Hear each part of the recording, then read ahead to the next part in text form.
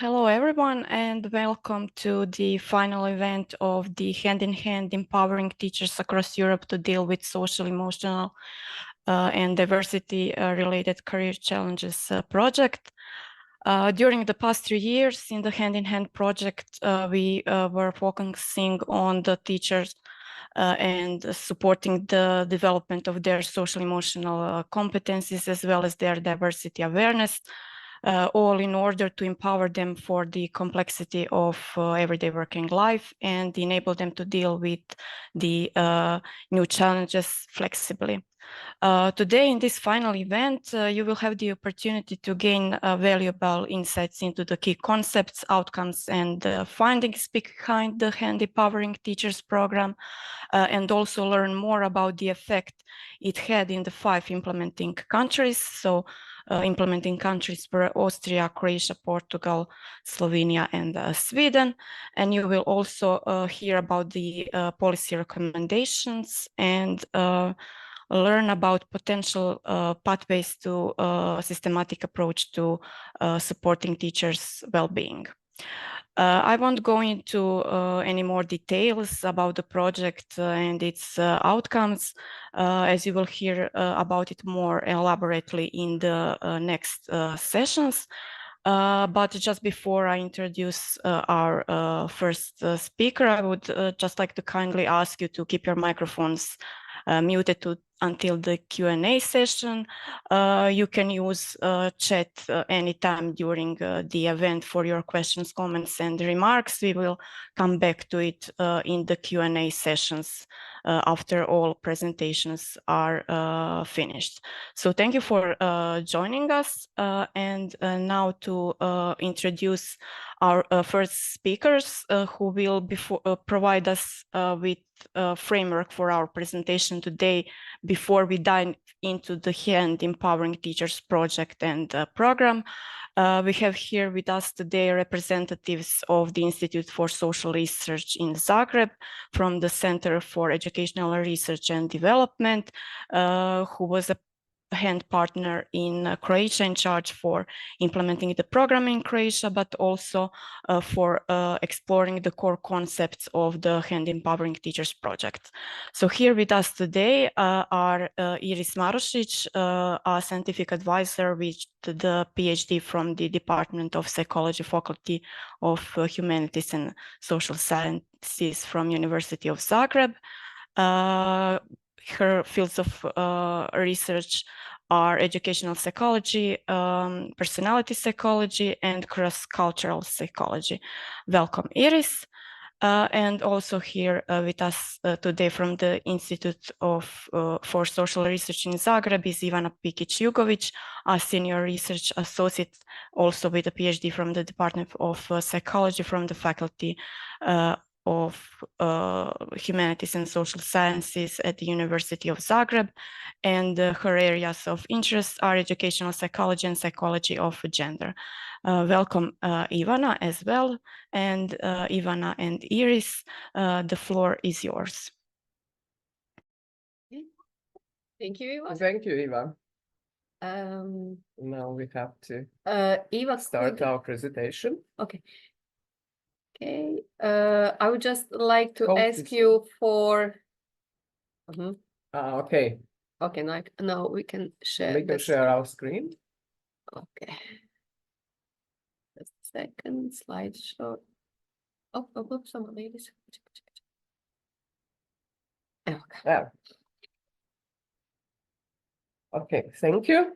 Today we would like to present some insights and research dealing with wider topic of teacher well-being, and the second part of our presentation, particularly with teacher burnout and strategies how to improve teachers' well-being in schools, which is also a major theme of our hand-in-hand project that we are presenting today.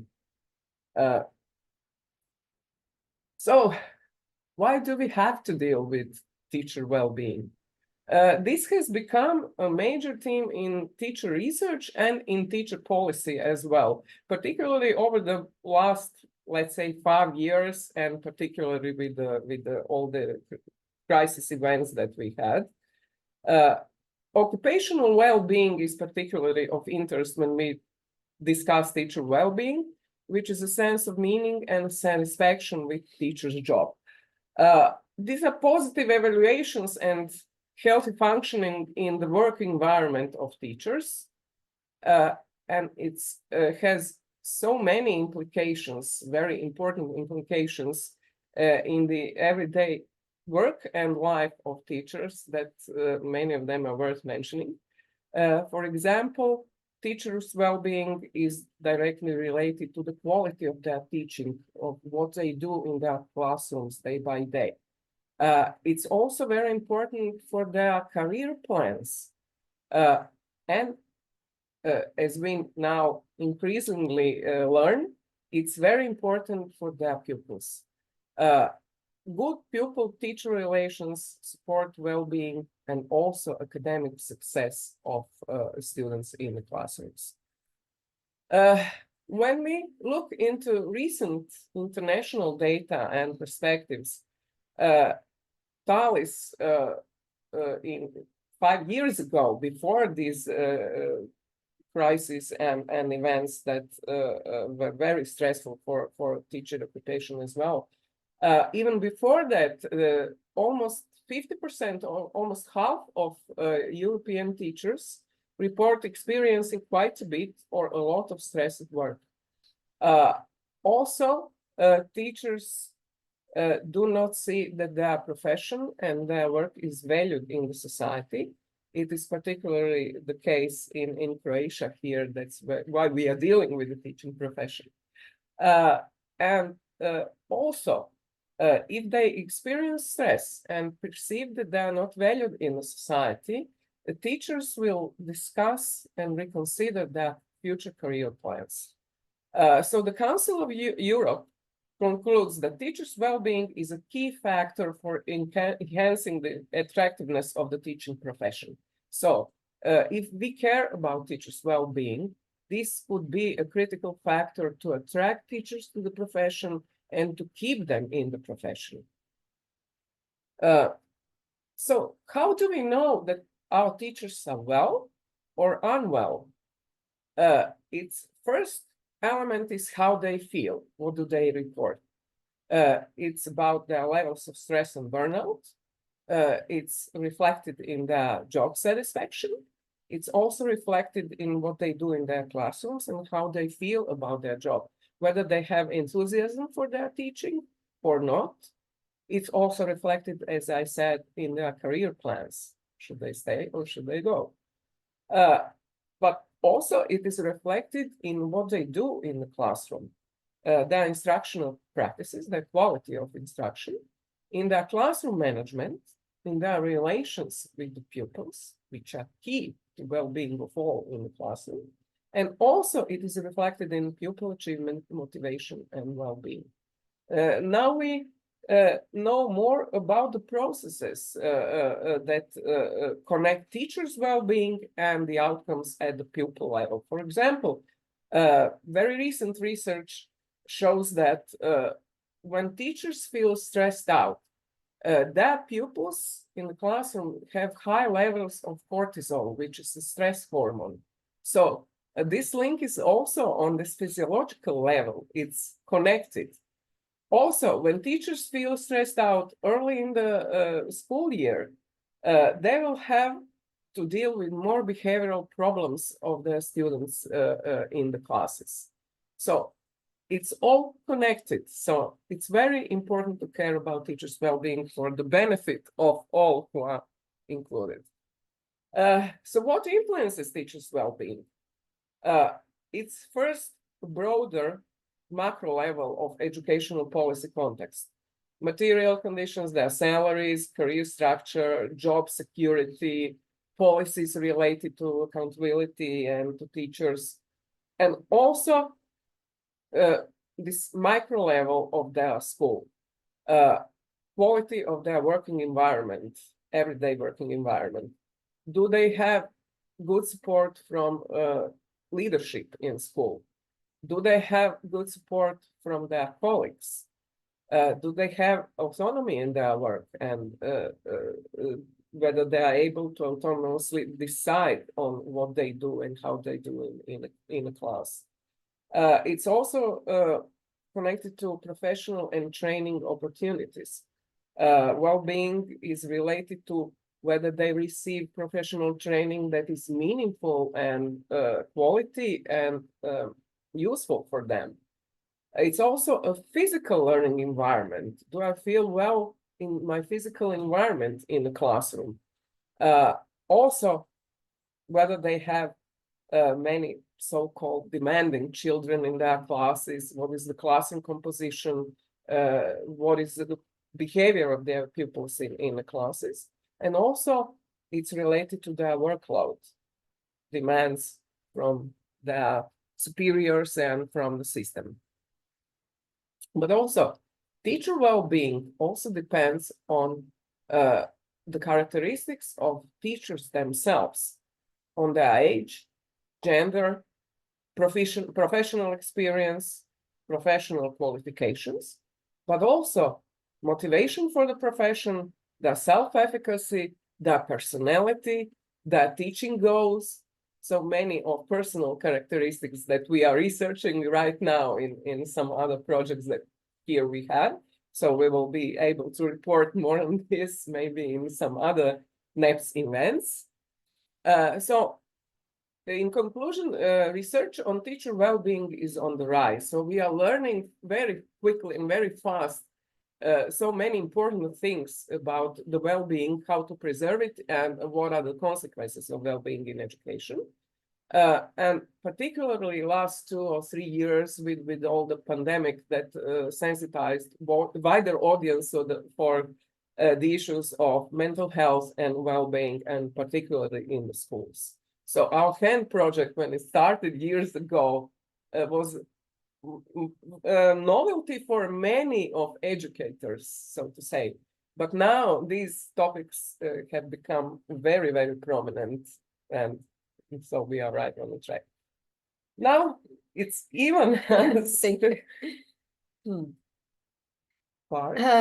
So we envision this presentation in different ways. So a bit of conceptual, a bit of empirical research, and a bit of experiential also aspects. So I would like to invite you to participate in this exercise and try to imagine yourself on a typical work day.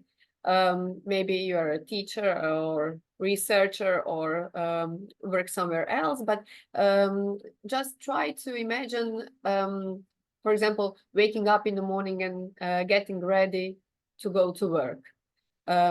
Imagine being at work in your office or at school with your colleagues, or if you're a teacher with students and so on.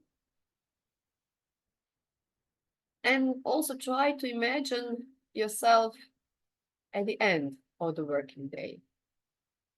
Your energy, you are leaving your work, going home, and so on. Give yourself some time to be aware of everything that emerges, of your thoughts, emotions, your bodily sensations, as you imagine yourself in your professional role.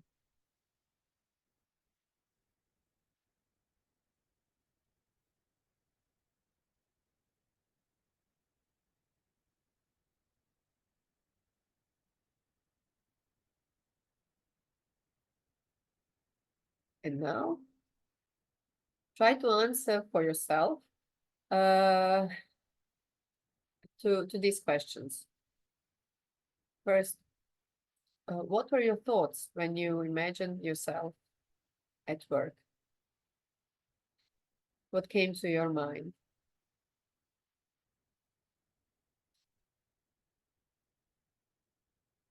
How do you feel? What emotions emerge when you imagine yourself in your professional role?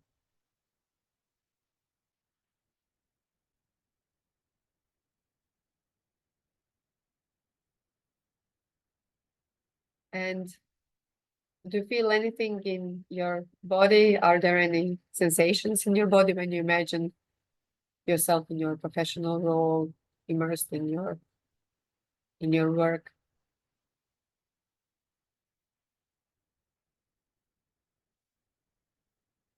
Okay.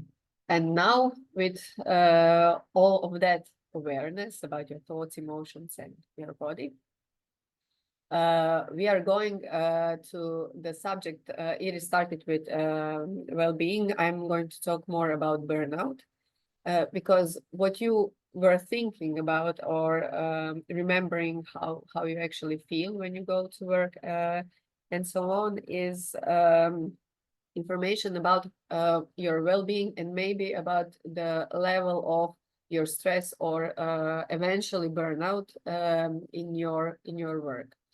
So what is burnout? It is a work-related psychological syndrome of emotional exhaustion, depersonalization, and reduced accomplishment. And it usually occurs in caregiving and service occupations, like teaching is. And so if you were for example, more aware of your emotions of I don't know, frustration, or maybe you felt stressed, or you felt like your heart is racing faster and so on, you are maybe more on that polarity towards stress or burnout.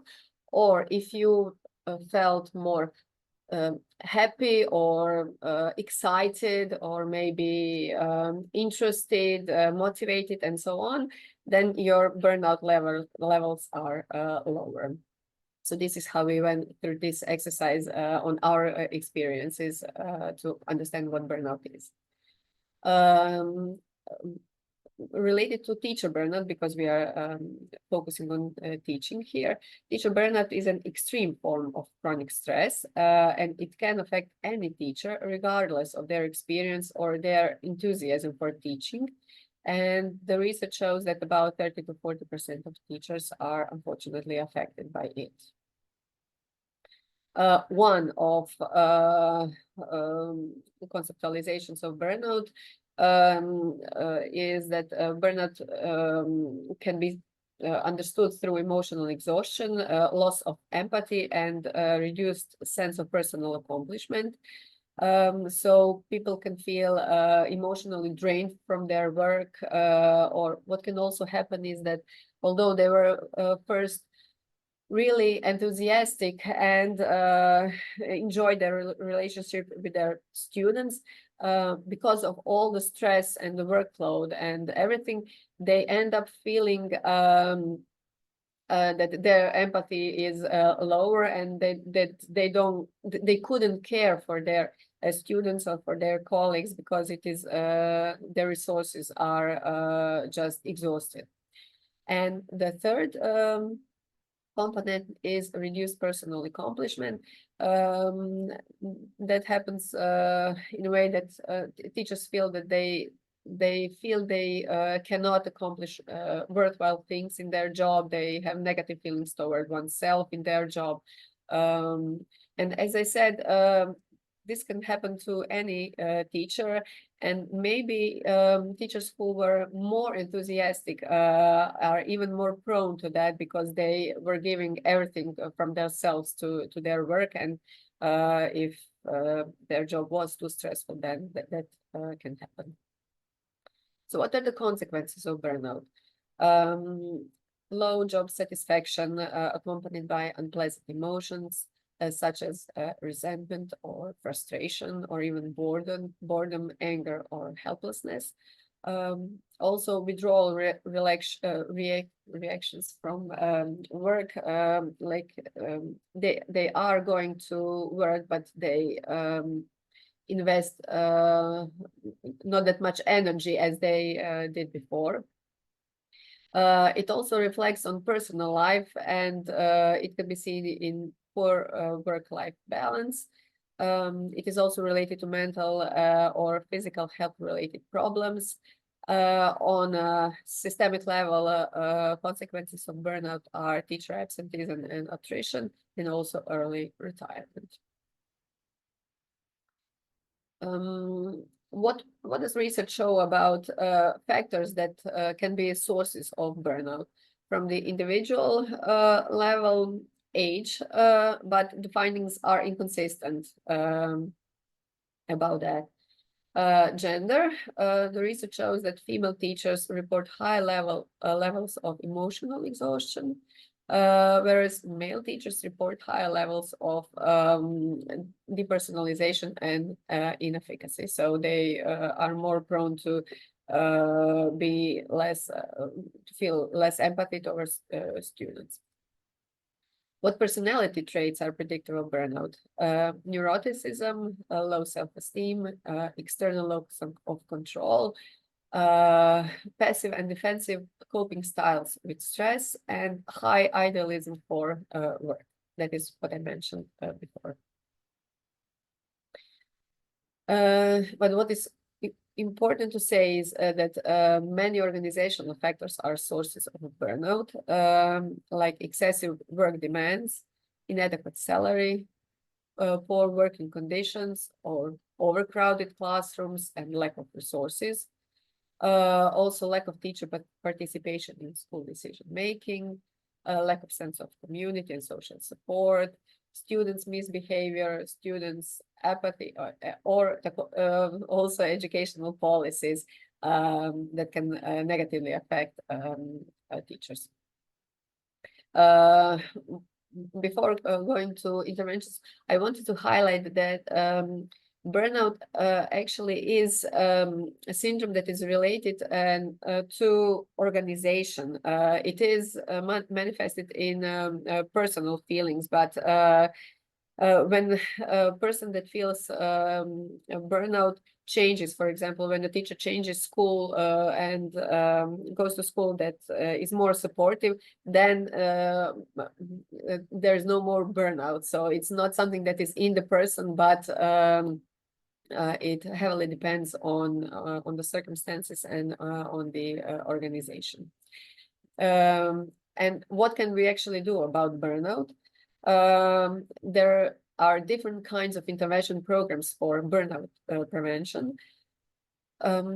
First part is person-directed interventions. The second are organization-directed interventions, and the third, which are not that much research, are system-directed interventions, and we thought about that. It is important to highlight also this part, especially related to teacher profession, because the teachers are part of the whole educational system.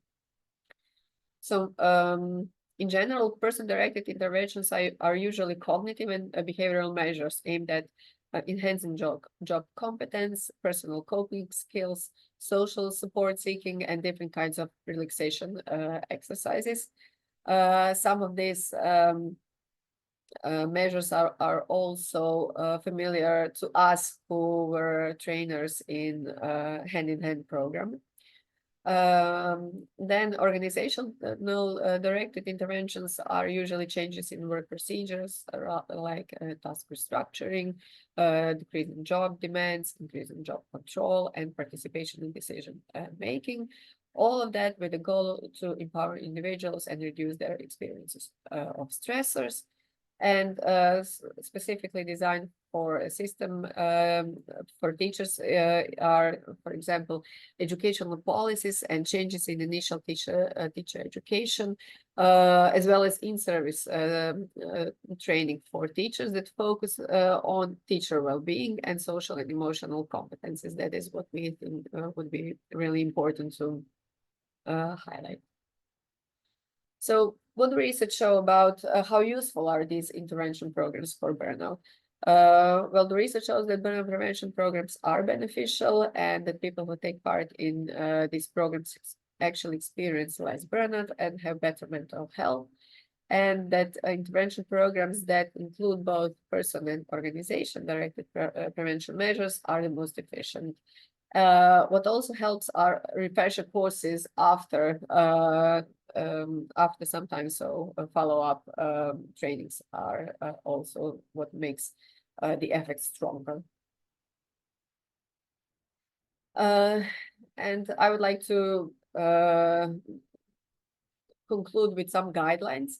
What are the guidelines for burnout prevention on individual level? Is, although it is easier said than done, find balance between job and rest. Because burnout is chronic stress. So burnout doesn't happen when only one stressful situation at work happens, but when stress is chronic and when we don't have time to rest. Then to improve preventive coping strategies, to also seek social support, practice relaxation techniques, increase self-awareness, and invest in health. Many of these guidelines are, as we know, implemented also in whole hand-in-hand program.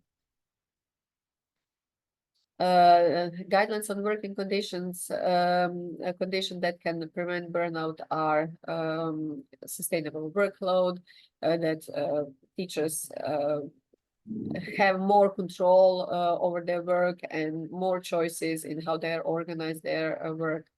Also giving recognition and rewards. And what is really important is supportive working community, teachers, colleagues that can they rely on. Also perception of fairness and clear values and meaningful work and alignment between own values and the values of the organization. And what can be done at the level of the whole educational system?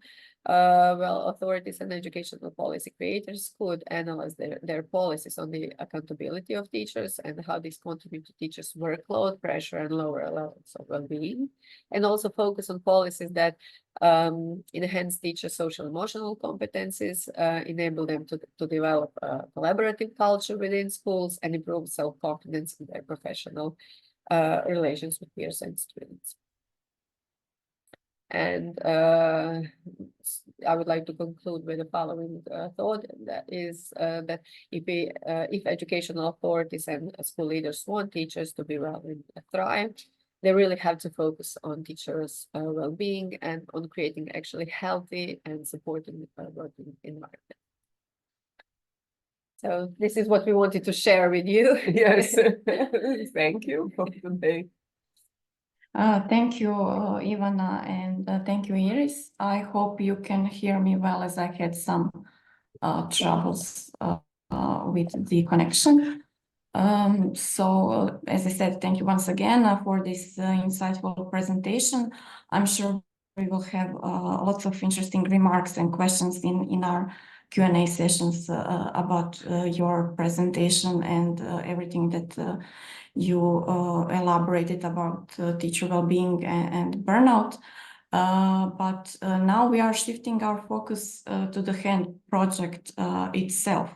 And we will hear more about the project and its outcomes and findings from the project coordinator, Anna Krozina from the Educational Research Institute. Anna Krozina is a doctor of psychological sciences and assistant professor of psychology. She's also head of Center for Evaluation Studies at the Educational Research Institute, and her research work is in the field of pedagogical and developmental psychology. Welcome, Anna, and the floor is yours. Thank you, Eva, and hello to everybody. I'll just share my screen.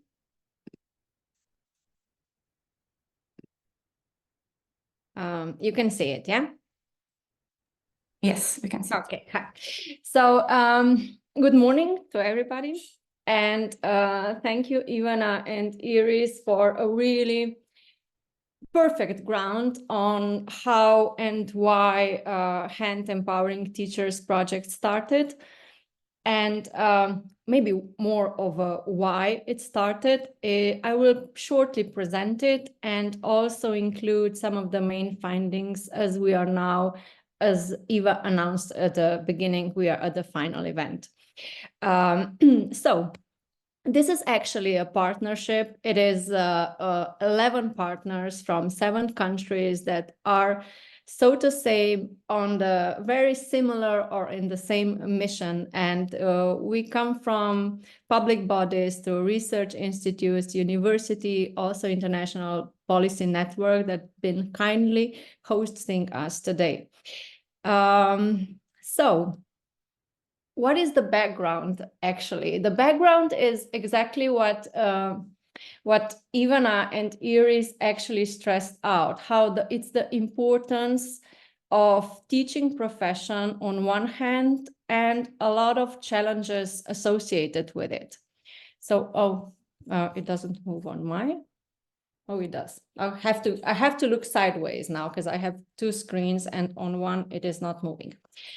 Anyways, so these challenges are actually reflected in, so to say, really increased levels of stress and burnout as well. I will just shortly repeat, because this is actually some of the alarming numbers across Europe has pointed to the actual call that we need something to do with support for teachers, for them to really feel better in classrooms, in schools, for the students to feel better and to learn in the classrooms. And the following, we also learned from experiences from our previous project. This is actually a continuation of the first project that was also targeting social and emotional competencies together with intercultural competences.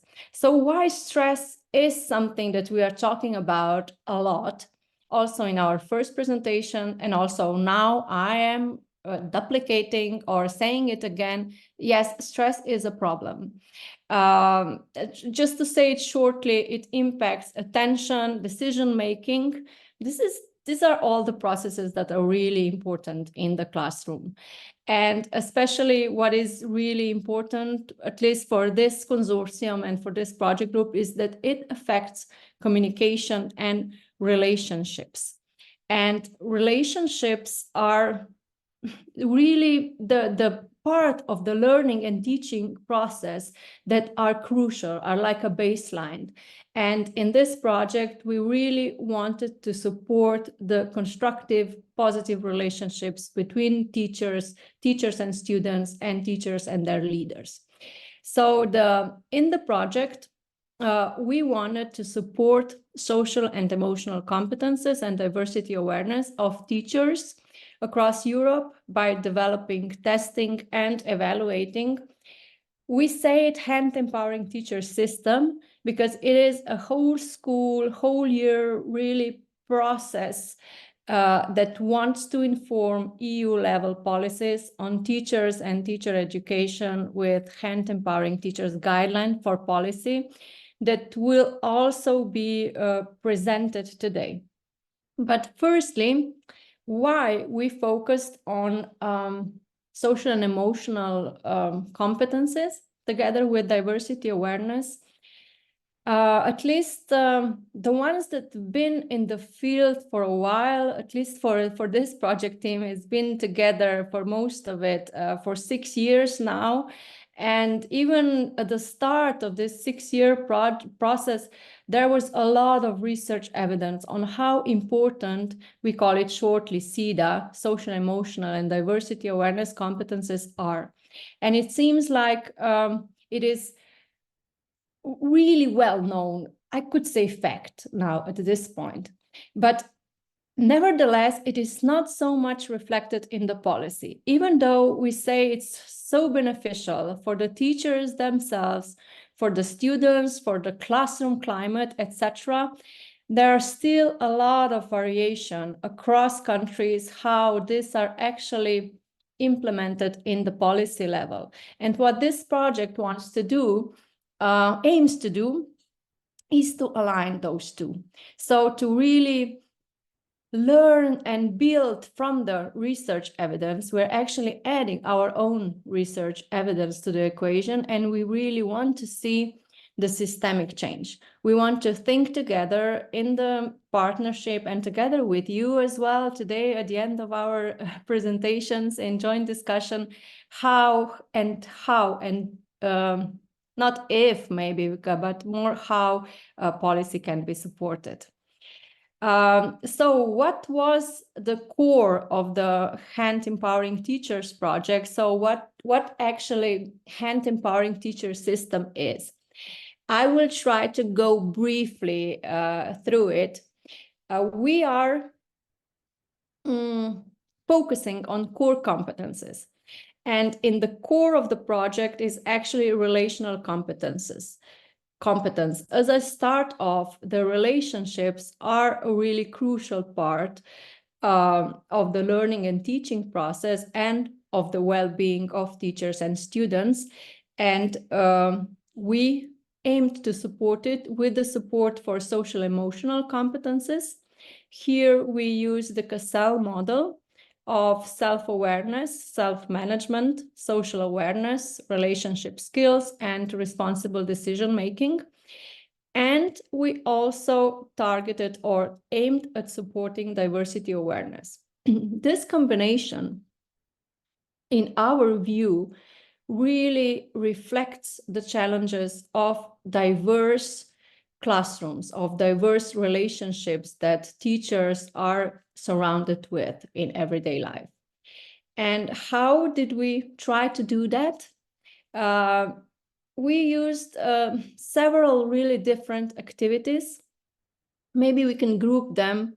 We tried to group them in 3 tools, so to make it a bit more clearer.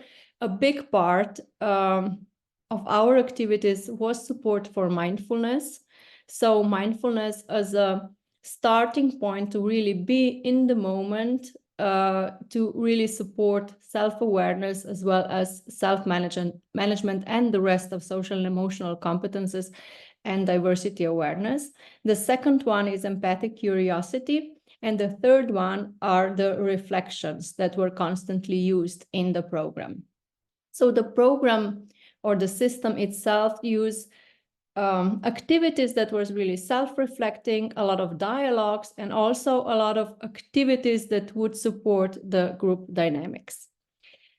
And based on these 4 competences and the tools, we made an expectation for the outcomes. Okay, I have my bit problems with. I'll share the screen again, sorry.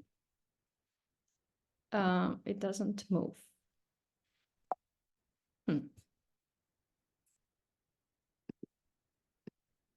Okay, now it moves. Sorry, I'm back again. So the outcomes that we Anna, yeah. now we see the whole presentation, not the Okay. presentation. I'll try again.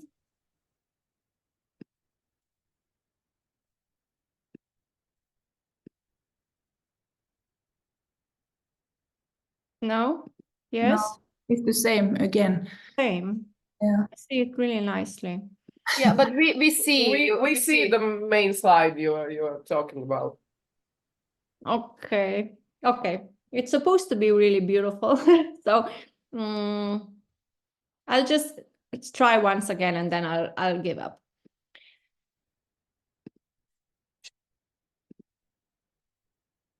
How does this look like? The same. Okay, then. So the expected, what we actually expected with the outcomes, we expected the increase in social, emotional, and diversity awareness of teachers, of course. And this was the main focus. Why are these triangles here? Is the first step was really to equip the trainers across 5 countries with their own social emotional competences and diversity awareness and the whole process for them to be able to implement the system with their teachers. And also, even though we didn't include the students, we did anticipate that the change in the teachers would be reflected in the classrooms and in students of the teachers that were involved in the hand empowering teacher system. So this is kind of shortly the content. And the process of the whole project is, I know it looks complicated, but this is the actually drawing of the whole process, the 3-year process that we've been just finishing at this point. And I'll slowly go through so you see the path that we walked. So first, on the up on the slide, we see core concepts and program development and assessment development all together intertwined. So here at the beginning, in the first year, really a lot of emphasis was put on what are our core competencies, how can we support it, how to develop the manual, the program, the activities. And also really very important is how are we going to be able to measure it? Because we really wanted to evaluate, not only to do something that we thought it was supporting for social, emotional, and diversity awareness of teachers, but also to measure it. So the process of, we call it train the trainers, was also really crucial. Who are going to be the people actually implementing the program and how do we support them? And we did that with them going through the same process as later on their teacher went through, and also included intense mindfulness-based stress reduction training. So in order for them to go then in the 5 countries mentioned, in Slovenia, Croatia, Sweden, Portugal, and Austria, in selected schools with selected teachers. And these are all the circles in the middle of the project are actually the schools that were involved in the project. We randomly assigned them either to intervention, that would be the schools that are actually then participated in the hand ET empowering teachers system, and the ones that were only, so to say, control schools. So then this whole year process began, and we did a pre-assessment. We measured CEDA competences before the actual implementation of the program and also afterwards. And why did we do all that? Why did we go through all these stages? Is to actually come to our last presentation after me, is to actually have the guidelines, have the some kind of our, so to say, recipes on how and if we can learn from our experience from this project to inform the policy. What did time-wise, what did the hand empowering teacher look like? It was actually 6 full days and 5 online meetings in every country. And it was in a group setting, up to 25 participants, and there were always 2 trainers per group.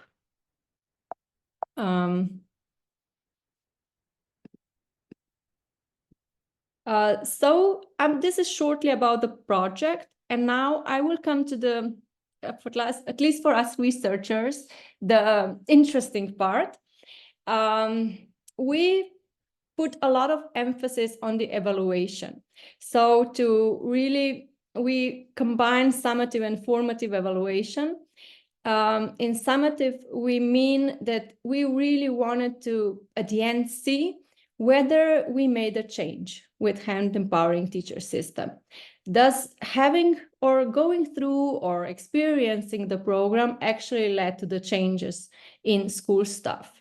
And we also used formative evaluation, so where we asked participants for the improvements, for their impressions, to learn from how we can actually also improve hand empowering teacher systems if it's to be used further on. And as said, the target groups are teachers, principals, school counselors, other school staff in selected countries. And I'll share the overall sample. This is really an overall sample. That means that in the table, we see all the participants that participated in the measurements, either the first one or the second one, or hopefully both. So it's around 250, 60, a little variation across countries. And we, as for instruments, we use the questionnaires and focus groups interviews.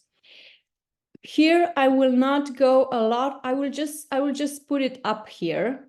I will not go into much details, but we really carefully selected the assessment tools, the scales that were included in the questionnaire, in order for them to tap every of our core competence, so to say. And we also included some additional questions for formative evaluation in post-assessment questionnaire. And we also did focus groups interviews, that is after the program was actually finalized. So firstly, I will present the effects, so to say, that are based on the scales that we used. And before going to the actual figures, I will just slowly show that how did we actually analyze the effects. We had for every item, for every scale, we had two answers. One is from before the program implementation. For instance, this is T1, and the person ticked one box and received the same item, the same set of questionnaires after the program and ticked the same or different box. And this is the difference that we are actually interested in. This is the difference between post-assessment, what happened after, and how the person was after the program and how was before the program. So this average difference was actually something that was of our interest, and we wanted to know whether with taking part in the program, whether that information significantly predicts this difference. And I will now move through the core competencies and shortly present them. What did we find out? Firstly, self-awareness was a first set of cluster of competencies. And I will present all the competencies in the same manner. So I will stop a bit with this one to explain it a bit more. We here have self-awareness that was actually measured with 4 different mindfulness scales. The first 2 are more like a general mindfulness scales, and the second 2, mindfulness in teaching, are actually more situational mindfulness. And together with the name of the scale, you also have an error. That means that we expected the increase after the Hand Empowering Teachers program. So we, on the figure, we actually have the effect sizes. If they are colored, that means that there are significant effect sizes. And for the self-awareness, and of course, there are for the countries, for all the countries are listed for every scale. So what we see in self-awareness is that we have detected a significant increase in the participants that actually took part in the Hand Empowering Teachers program in one of the scales, and that is really a basic mindfulness observing scale for 3 countries, that is Austria, Croatia, and Sweden. So there are these are the only significant effects in the expected outcome, in the expected direction that we found in self-awareness. Then moving on, as now you kind of see what we are looking for. We are looking for purple color. So where can we find a significant effects? That is significant difference between control and experimental group. So for self-management, We measured it with well-being, emotional self-efficacy, and then several dimensions of burnout and psychological strain in work context. So these are really the constructs that Ivana was going into details in our first presentation. And here we see a bit more expected outcomes. We see increase in well-being in Slovenia and Sweden in the group that was that participated in the hand empowering teacher system. And then we also see expected outcome, which is lowering the burnout in across several dimensions, but mostly in Sweden, Slovenia, also Croatia, and also decrease in psychological strain in work context, in cognitive dimension in Slovenia and in Croatia. So we see a variety of expected outcomes here. And the next one is the social awareness and relationship skills that we measured with empathy, different scales of empathy, and teacher relational competences, as well as teacher cooperation. Here we can find outcome in the effects in the expected direction in Sweden for empathy, and also Portugal. And then in teachers' relational competences, we see significant increase in the teachers that participated in the hand empowering teacher system in Austria, and also teacher cooperation is a significant positive effect in Austria as well. The last one is diversity awareness. That is, here we also measured different beliefs of teachers, and the significant effects that we found was egalitarian beliefs in Slovenia and in, okay, this moved a bit, and I think this is for flexibility and openness for Austria and for Slovenia. As I believe you are quite have a lot of confusion, or so to say, there's a lot of figures one after another.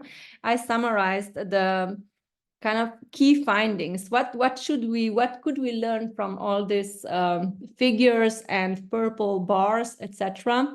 So on a scale level, we wanted to really on the level of the project, we wanted to understand which of the effects are maybe present in more countries, in more samples.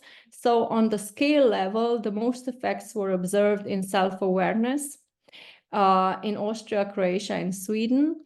And on the level of competences, the most effects were observed in emotional competences, self-management. That was the one with burnout, for instance.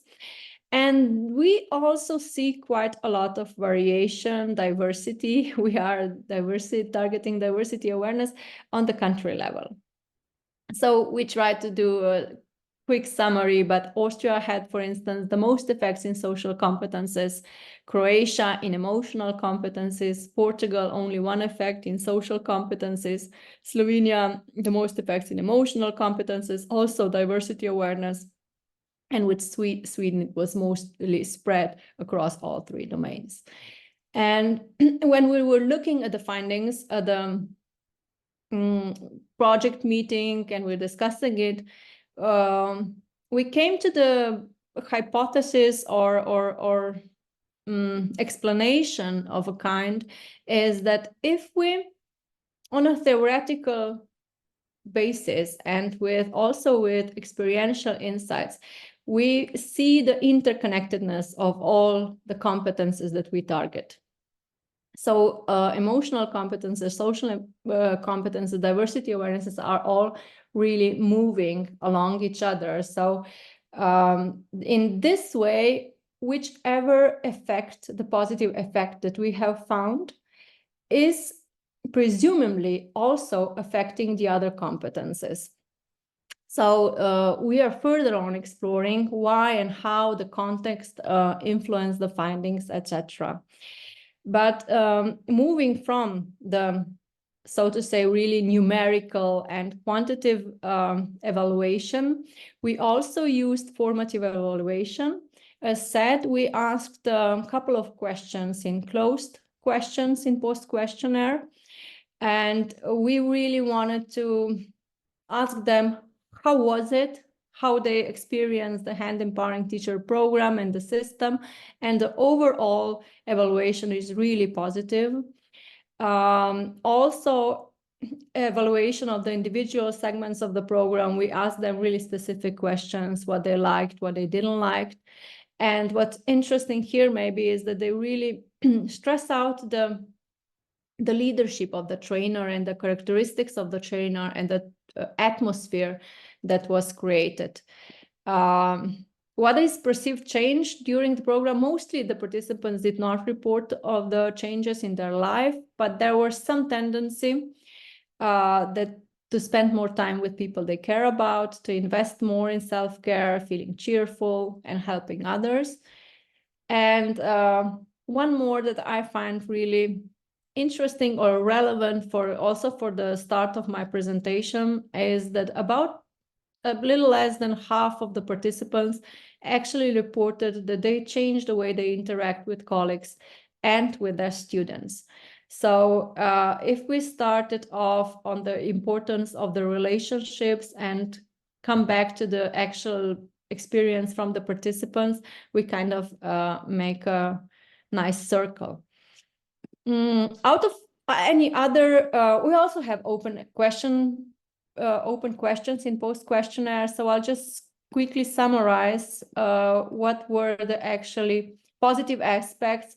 They were mostly said they really appreciated the fact that it was focused on social and emotional competences, on diversity awareness. So the content of the process was really stressed. Also that the fact that it was for them, for teachers and not for students, it was often said to many of the evaluations that we did.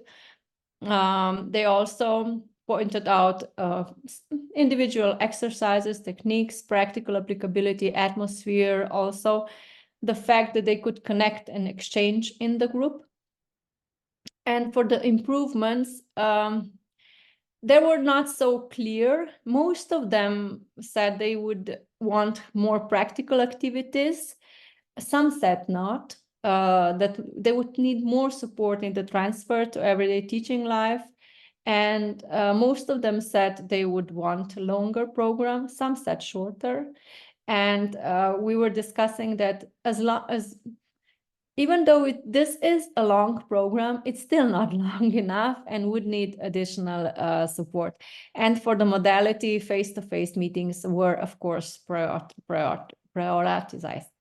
The too difficult word, were preferred. So the learning outcomes they reported was 80% on the CEDA competences and 20% of the actual activities. I have a couple of examples of the actual framing of the participants. I just leave it up here for a minute, but just to share that it was really reflected also in the statements from the participants, the whole process, and what were actually the target, the self-awareness, the empathic curiosity. Actually, these tools that we used were also later on reflected in the actual evaluation. I'll maybe share them later in the chat because I know there's no time enough to read it all. I will finish up with why Hand Empowering Teacher system is innovative. Even though there are not as many programs that would support social and emotional competences and diversity awareness of teachers, of course, there are some. And one of the most obvious innovation is the content itself, as it is a combination of social and emotional competences and diversity awareness. And throughout our literature reviews, we've seen that this is something that has not been frequently enough addressed together. And also the process itself, the long-term one, the entire school year, is something that is plus side of the hand empowering teacher system, the whole team approach as well, more humanistic approach, wholesome, really seeing person. And last but not least, this is a policy experimentation project. That means that underlying our all efforts that I've been reporting so far is really the aim to inform the policy with guidelines. So this is reflected in this yellow arrow that is always like an underneath mission of ours. And I will stop here because I think it's a really nice introduction for actually to hear what the guidelines are that we have developed together. Thank you, Anna. It was really nice to see this overview after the 3 years of the activities being implemented, and especially to see the results behind all this hard work.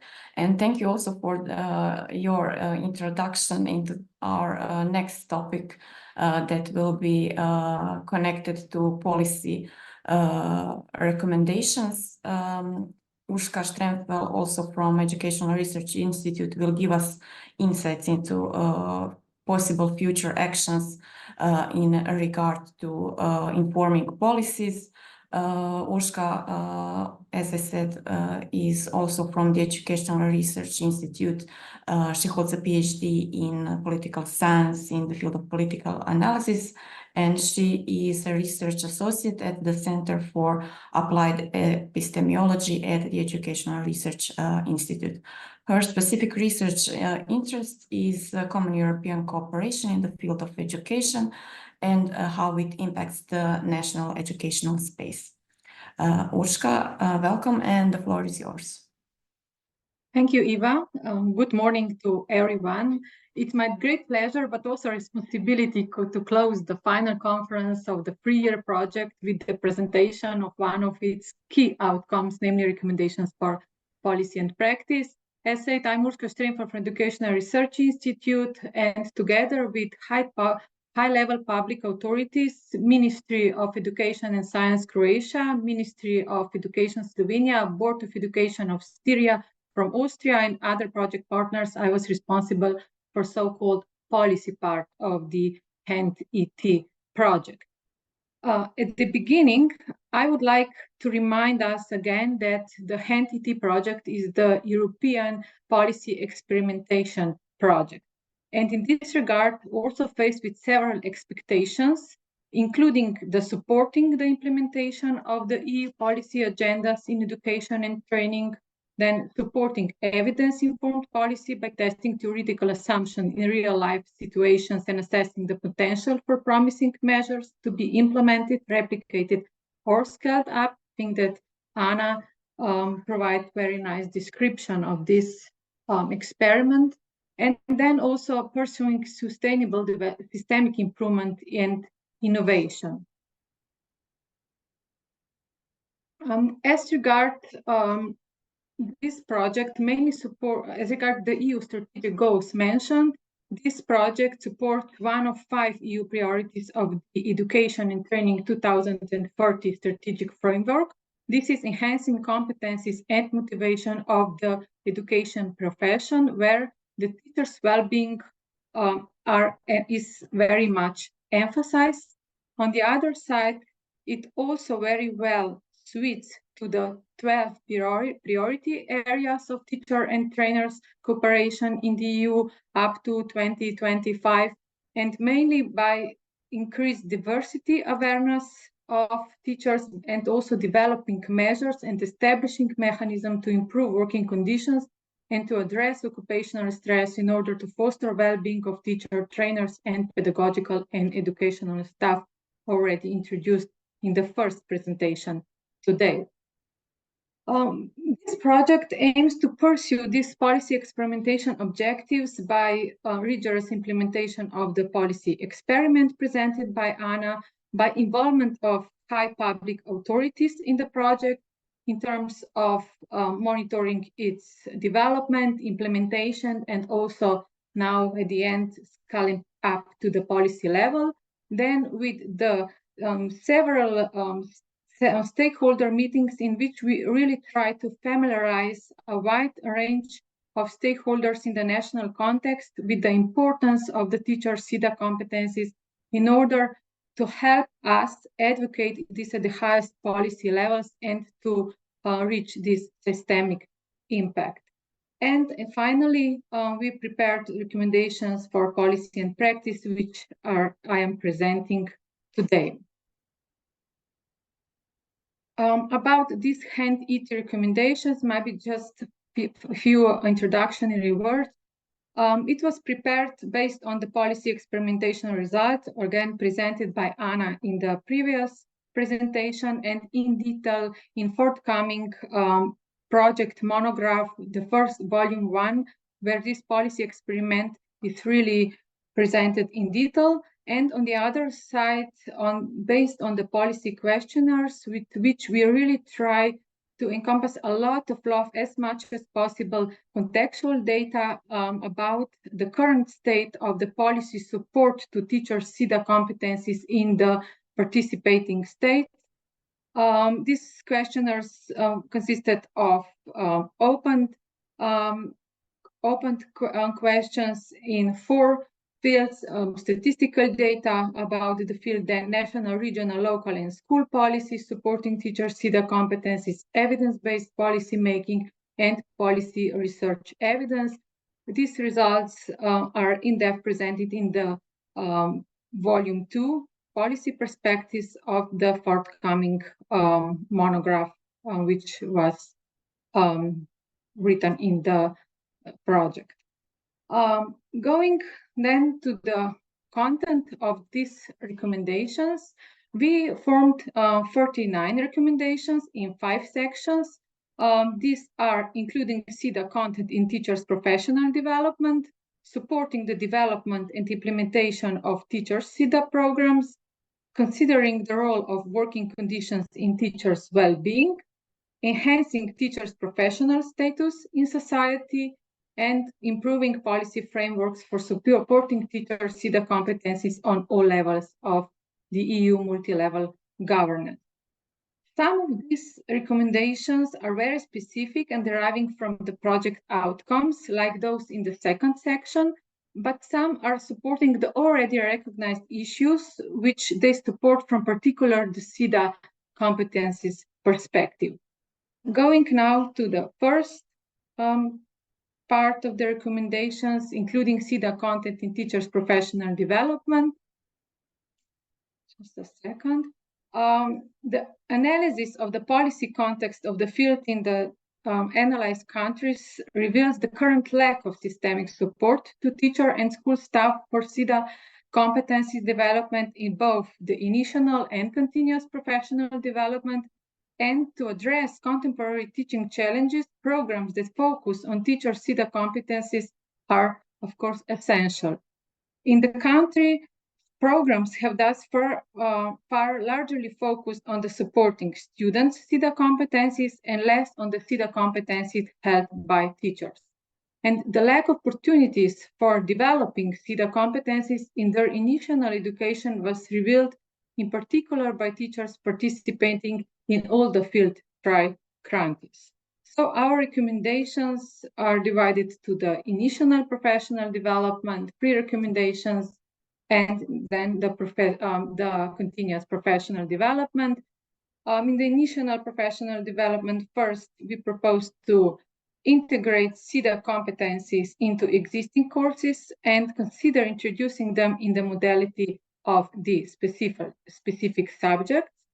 Although the universal nature of the SIDA competencies allows them to be integrated into different subjects, to comprehensively address the topic-specific subjects concentrating on SIDA competencies could provide further added value. Then enhance university teachers' SIDA competencies. As we know, teachers serve as role models for their students, and this also applies to university teachers who are educating future teachers. Third one, ensure that every future teacher receives appropriate education in the field. This could be achieved by adding SIDA competencies to the competency profiles of graduate future teachers and the criteria for program accreditation, and or by requiring that all future teachers receive certain credits in the field of SIDA competencies development. Going further to our recommendations in the field of continuous professional development, there we formed 6 recommendations, namely the first one, advocating the importance of continuous professional development in the SIDA field with the time allocated for CPD being part of paid working hours. The systemic arrangement of the continuous professional development strongly influenced the teacher readiness, motivation, and responsibility to participate. Then second, planning long-term continuous professional development programs. Long-term programs with professional learning communities and supportive environments established inside school are advised in this regard, and the comparison of principles in these programs is crucial. The third one related to providing supervision as a systemic measure and practice. For SIDA competencies to be developed, fully continuous long-term professional support in the form of supervision is called for. The fourth one, providing tailored support for early career teachers. This is especially vital in the first year of employment, aimed at regulating stress, enhancing self-care, and supporting teachers' SIDA competencies to meet a wide range of challenges in everyday working life. The fifth one, establish a teacher competence framework. This should clearly state the basic competencies the teacher should develop, and as a first step, certain hours of continuous professional development in the field of developing SIDA competencies could therefore be made compulsory for every teacher to attend. And the sixth one, introducing obligatory special SIDA programs from new employees without teacher qualification. We realized that it is important to ensure that the current policy measures in place for overcoming the teacher shortages across Europe and employing educational staff without teacher qualification, that it is important that they do not overlook the importance of SIDA competencies of educational staff. Then going to the second section of our recommendations, which is supporting the development and implementation of teacher SIDA programs. Then here we formed 9 recommendations. As Anna nicely introduced, the findings of the HAND ET system formative and summative evaluation show several positive outcomes, and the HAND ET system may accordingly be evaluated as effective, even though its effects are complex, appear to vary across countries, and depend on the particular outcome being examined. Based on the findings, several strengths are recommended for consideration while planning and conducting programs to support teachers' SIDA competencies. And in this framework, we provided the following recommendations. The integration of social and emotional competencies and diversity awareness. The complexities of temporary teaching challenges call for enhanced social and emotional competencies and diversity awareness, and by including this combination of competencies, they could reinforce each other and lead to more positive outcomes. Then content flexibility.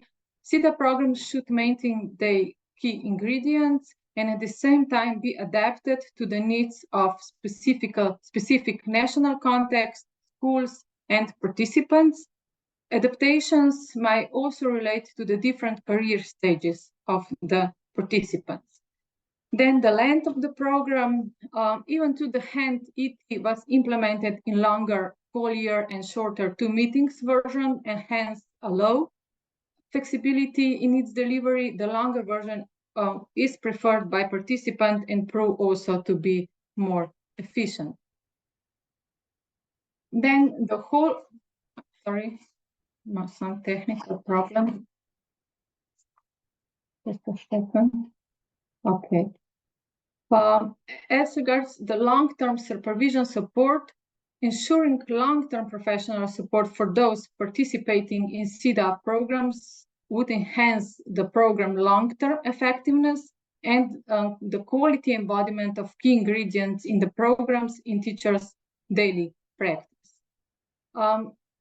Then on-site implementation of the program, the on-site yet outside the school implementation compared to the online virtual implementation permits the more active involvement and collaborative work of teachers, encouraging their interaction and exchange. It also creates a possibility to establish a distance from everyday working life and to focus on the development of SIDA competencies. Then the whole school approach, given that SIDA competencies are strongly linked to a positive school climate, SIDA programs should include the whole school. The involvement of the school leaders' principals is important for assuring commitment and sustainability. This includes changing the school culture by making the orientation towards social interaction and relations more pronounced. It further allows the program to be adapted to suit a given school's needs. The seventh recommendation is related to the competent and experienced trainers. Trainers with adequate professional backgrounds and experience are required for the delivery of the SIDA programs, addressing the participant needs and creating a positive and inclusive atmosphere. To successfully perform their role, the trainers must have initial training and supervision support, as it was demonstrated in the HAND-ET project. And it is essential that trainers also undergo the training with a focus on their own SIDA competencies. Then small groups from 15 to 25 participants are preferred to implementation of the SIDA program because the acquisition of SIDA competencies entails many practical and interactive exercises, while small groups also enable all participants to participate actively. Then multi-method evaluation of the program. We argue that SIDA programs must be evaluated in order to demonstrate their effectiveness and also to maybe reveal some shortcomings. A multi-method approach is advised, consisting of qualitative and quantitative measures and combining an experimental and participant-focused procedure that includes summative and formative components. Then we are going to the third section of the recommendations, which is related to the considering the role of working conditions in teachers' well-being. In the just a second. Sorry, again, small technical problems and switching between the two monitors. As regards the role of working conditions, teachers in participating states reported work-related stress arising from the volume of the administrative tasks, staff shortages, lack of support from external professional agencies, challenging behavior of students, and frequent changes in national policies and regulations, and in some cases also a lack of skills and training in the field. So our recommendations are formed in the following way: paying attention to teachers' personal and professional well-being with systemic analysis of teachers' needs in the field. This should help develop evidence-based system-level measures for the field. Then supporting principals in recognizing the importance of SIDA competencies. Principals' recognition of the importance of SIDA competencies in the school environment, along with the development of their own SIDA competencies, are important for positive interpersonal relations and positive school climate. Then establishing support services with which teachers can discuss their challenges in a safe environment. This may be created by establishing either internal support services in schools or external ones, depending on the national context. Then ensuring the highest possible percentage of permanent jobs in schools. Fairly frequent temporary contracts make the profession less attractive and add to teacher stress, and frequent fluctuation of educational staff can also negatively impact the school climate and the students' well-being, which largely relies on stable and supportive relationships with teachers. Then establishing national career frameworks. It is vital to establish national career frameworks that allow stimulating career progression and enhance teachers' motivation and willingness to remain in the profession. Then providing flexible career paths. This may allow teachers to temporarily perform other tasks in the educational system, for example, practically oriented research or work of public officials on the local or the national levels. And then raising teachers' awareness of the importance of exposing the problem of their non-favorable working condition on the policy and societal levels. We found this one important because teachers possess the greatest insights into the professional challenges they are facing, and to address them systemically, it is necessary that they proactively communicate them to the policy level. Then we are moving to the fourth sections, enhancing teachers' professional status in the society.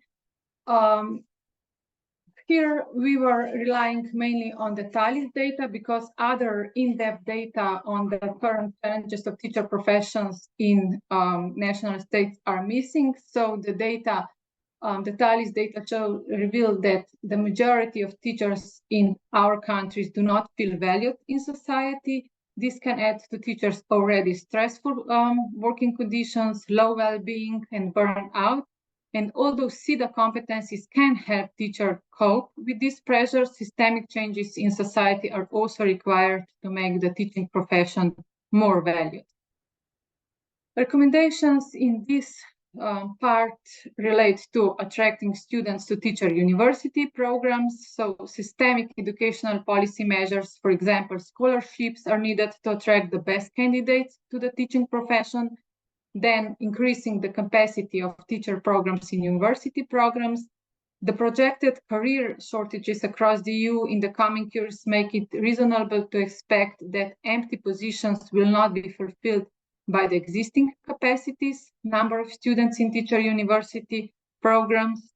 Then issuing public campaigns to promote the teaching profession, to reveal individual teacher stories and the role they play in students' lives as inspiration for young citizens to value the teaching profession and enter it. Then public recognition of teachers' achievement with awards for teachers. We know that there are some, but we also think that individual teachers' achievement should be even more strongly promoted to increase the profession's value in society as confirmation of their work and to inspire other teachers to stay in the profession. Then raising parents' awareness of their rights and obligations as well as the boundaries of their involvement in the educational process. Teachers today report parents' communication as a considerable element of their working-related stress, and it is important to establish appropriate relationship of responsibility and authority between educational institutions and parents as concerns achieving students' learning and educational goals. And final one, encouraging media coverage of the importance of teacher and knowledge in society. More frequent and supportive reporting on education-related issues can help raise awareness and the important role played by teachers and education in society. And now moving to the last, fifth section, which is related to improving policy frameworks for supporting teachers' competencies on all levels of the EU multi-level governance. Here we formed 8 recommendations, and actually deriving from that this data that review of existing policies in the countries participating in the HAND-ET project shows that the development of teacher SIDA competencies is not being optimally systemically supported in terms of clear political goals, initial and continuous professional development, favorable working conditions, as well as systemic measurement and supporting policy-oriented research in the area. For many of these measures concerning which we have already presented recommendations in the previous sections, high-level political and policy support is also needed. So the recommendations go this way: making education a high political priority. This would signal to all stakeholders that education is important and unite them in a common commitment and efforts to promote education as a prerequisite for a better future of society. Establishing clear European and national policy frameworks for developing teachers' SIDA competencies. Clear policy frameworks would clarify actors' responsibilities and enhance their awareness and commitment to the issue. Then articulating the political and policy goals related to developing teachers' SIDA competencies. For policies to be effective, it is vital that their goals are clearly stated. This sharpens the focus of different stakeholders in the pursuit of these goals, while also improving the chances that their achievement is properly measured. Then making the SIDA dimension of education valued. This could be done in terms of exposing teachers and student outcomes in this field as an important indicator of quality education, which at the moment is still largely focused on cognitive outcomes and ignore social and emotional ones. Then opening up possibilities for teachers' voices in educational policy making. Teachers should really be given the normative and also the de facto possibilities to participate actively in the forming the teacher policy on the school, local, regional, national, and the EU level. Then the systematic introduction of SIDA competencies into school development plans, in our opinion, would enhance the whole school commitment to developing teachers' SIDA competencies. Then the seventh, support systematic needs assessment of teachers in the SIDA field. This should also be related to teachers' well-being, occupational stress, and burnout. And the assessment of teachers' needs is also important for developing responsive policies in the area. And the final recommendation: support scientific research in the field. In all participating countries, we realized this kind of research is missing, and we found that these scientific research insights are crucial for developing evidence-based measures to support the development of teachers' SIDA competencies and their well-being.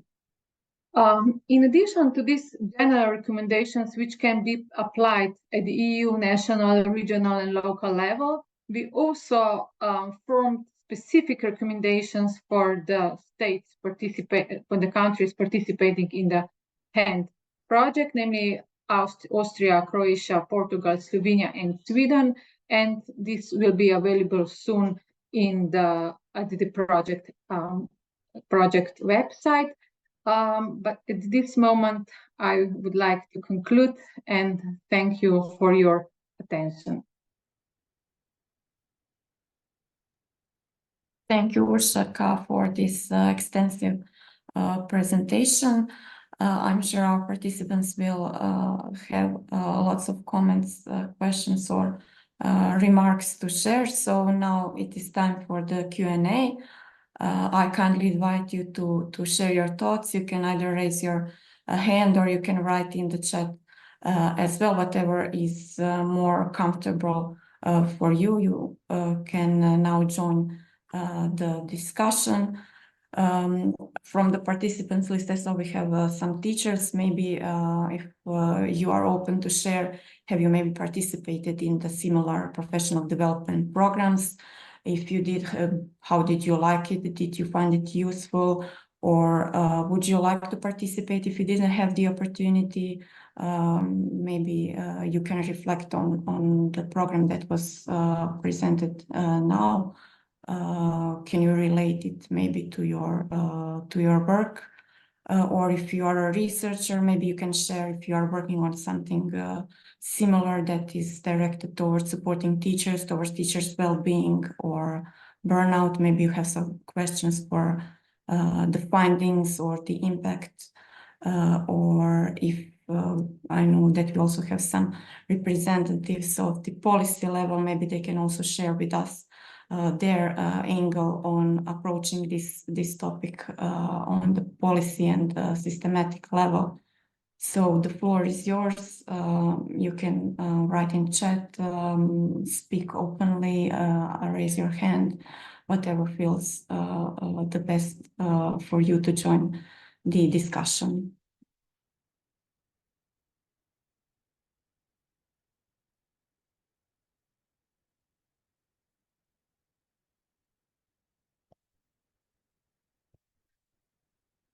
Maybe while we are waiting for someone to open the floor, I can ask a question. I will direct it towards Iris and Ivana, but Anna, as you were also trainer in hand, maybe you can also join.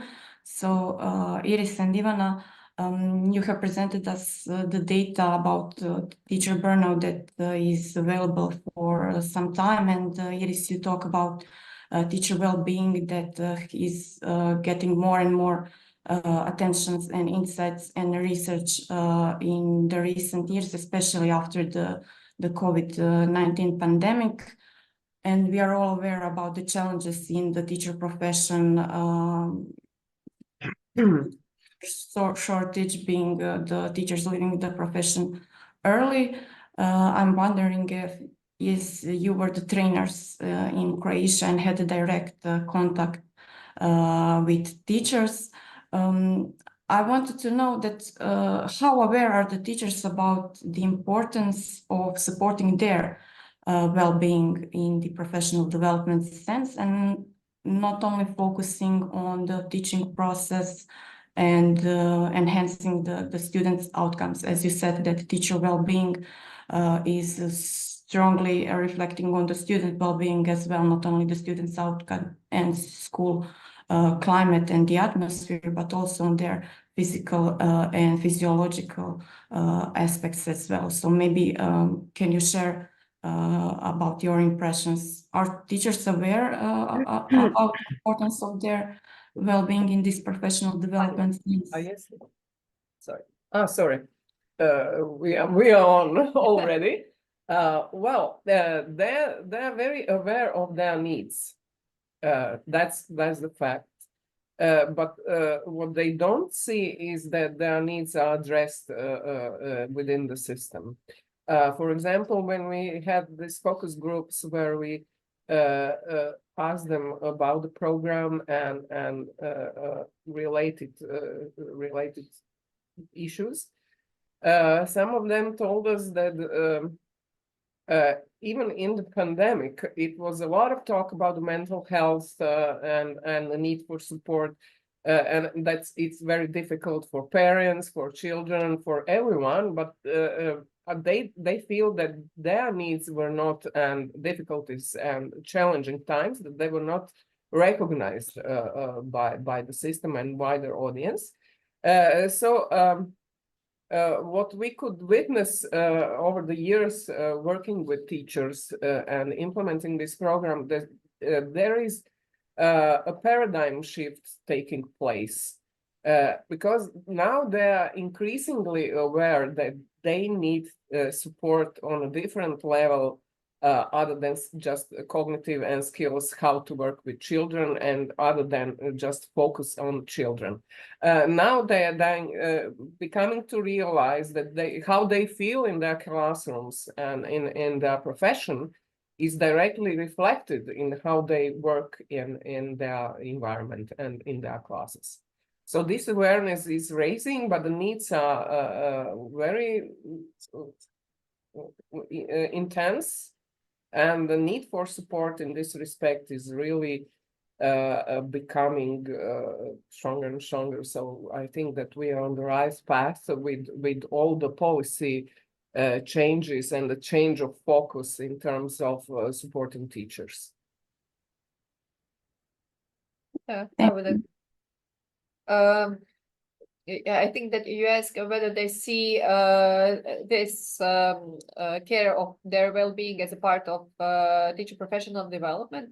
I'm not sure when we started doing all these workshops with them that they actually thought about their well-being and support for their well-being as a possible part of as a part of maybe some teacher professional development, like this is divided. But when we started working with them, and then when they realized, oh, this is also what can be done, and this is how our professional development can look like, I think that they were definitely interested in that, and started to see that could also happen like that. When we started with first hand-in-hand workshops some six years ago, teachers actually told us that this is the first education they got where somebody asked them, how are you? Well, how do you feel? And not only you know what they have to do, or and that they should look at some other perspective or change the way they are working with their students, but how are they? And also now when we conducted all the workshops in this project, we also encountered some of the answers like that. So changes is coming, but it's also it's still very, very new, but they feel it's beneficial for them. Thank you, Ivana. Anna, would you like to add something? Yeah, maybe I'm just listening and nodding in myself in the sense that there's this genuine surprise also reflected in the evaluation that the program is just actually solely meant for the teachers and to support their well-being, simply said. And agreeing maybe with Ivana that we are on a path, but we have big steps ahead of us, so to say, because this awareness and these competencies would actually need constant support. And when teachers were returning throughout the year back at the program, they all the time said it, oh, this is so nice, so beneficial for us to be here, but we forget about these things in between, because there were like month or 2 months in between every session. So I think this is an ongoing process for all of us, and especially crucial for the ones working with younger populations. And that's why I'm kind of turning to the policy, because we really need to think of the system, how they can be supported with constant supervision and time devoted to it on a daily or weekly or monthly basis. But yeah, like a genuine surprise. So this could be like this also. Yeah. Thank you. Do we perhaps now have some comments or questions from the audience?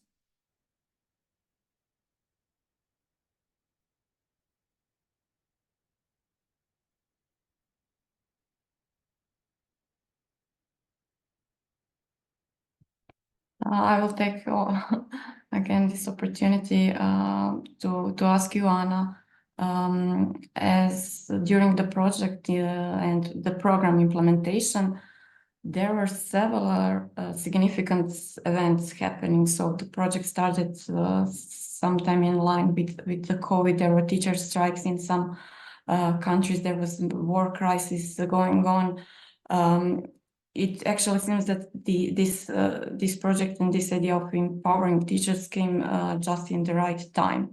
But could you perhaps share with us how did you manage these unexpected events? Did it affect the program implementation, and maybe did it reflect on your findings? Perhaps find the connection between these events.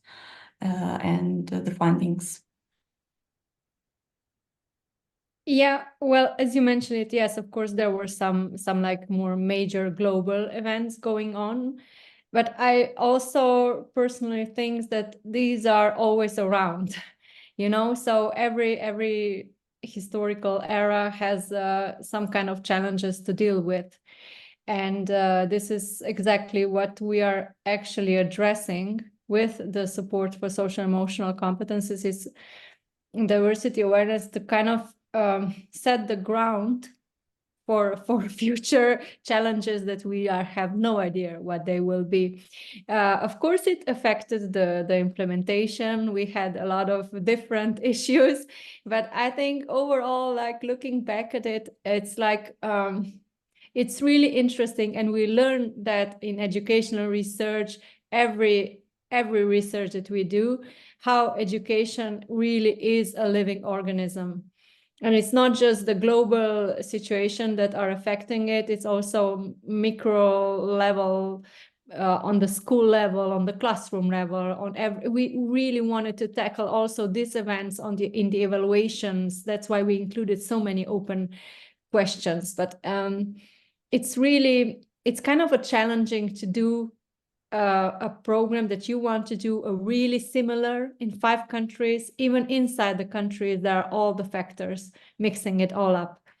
But overall, I think we did manage to test it quite similarly in experimental way across countries, and we can learn from it.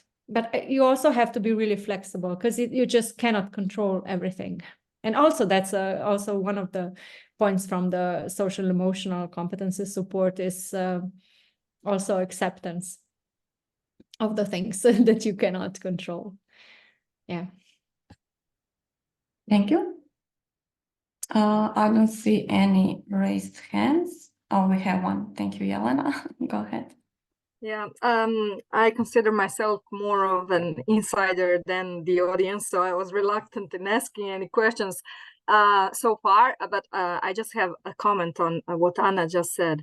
I think it's really interesting what Anna showed about the country level specificities in findings, and I'm very looking forward to read our national explanations for it, because I know for the context in Croatia, and I do see some rationale behind why we found the result to be significant in this part and not in some other.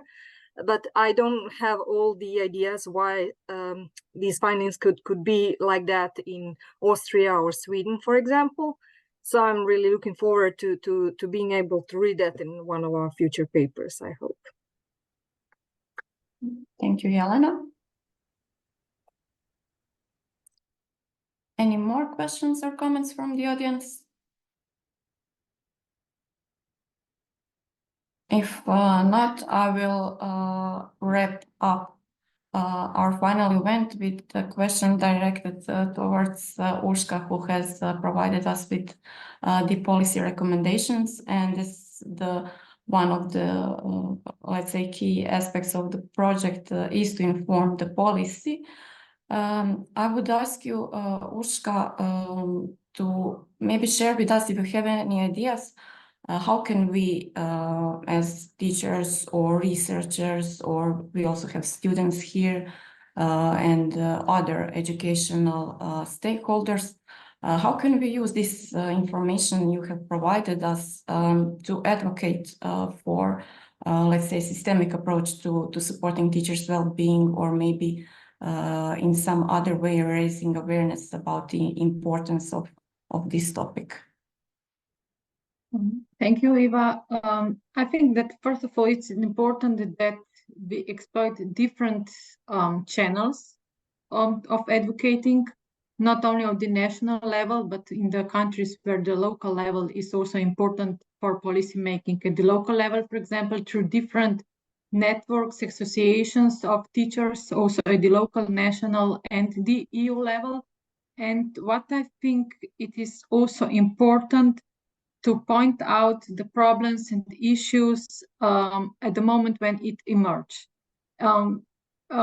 it seems that there are a lot of crises in the recent years that actually then come to the situation that we have a lack of teachers, a lot of burnout and so on, a lot of workload and so on and so on. But when, for example, when I was analyzing the development of EU policies in the field, very interestingly, already in 2000, in the EU policy documents, it was pointed out many times that there are teacher shortages across the EU. But it seems that there was nothing really concretely happened until 2020, for 20 years, because other things were more important, like the performativity, students' outcomes, and so on.